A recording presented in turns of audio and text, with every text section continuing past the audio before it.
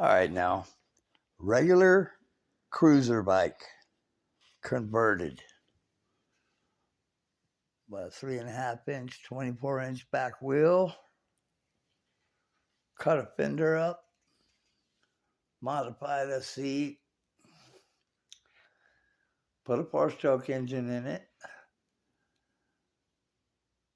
Got a 32-inch front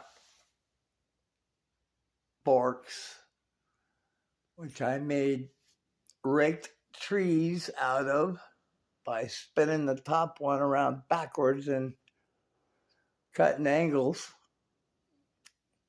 Then I took a Springer front end, girder, whatever, and I used it to make this extension with a 7-inch drop and an 8-inch lengthening. Regular Springer front end, on a bicycle. Well, that's the fork part. There's the thin part. It's usually in front. No welding. Bolted it all up. Looks pretty trick. Dropped that bike down there and lengthened it out. And yeah, it's pretty sick. And, changed the gears out a bit. Put some nitro on it. And yeah, it's almost done. Took some panels and I carbon fibered everything.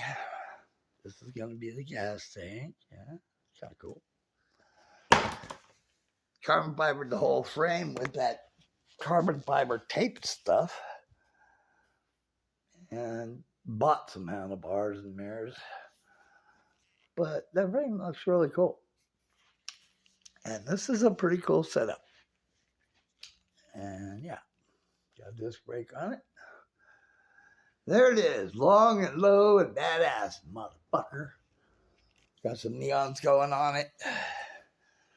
And see, no welding. Drilled a couple holes, used existing implements that were just sitting around. That's one of those 4-stroke engines. I put a bigger carb on it, ported it. Got a nitrous in there. So yeah, we're going to get it home. But that back end looks pretty trick. I'm saying, I do.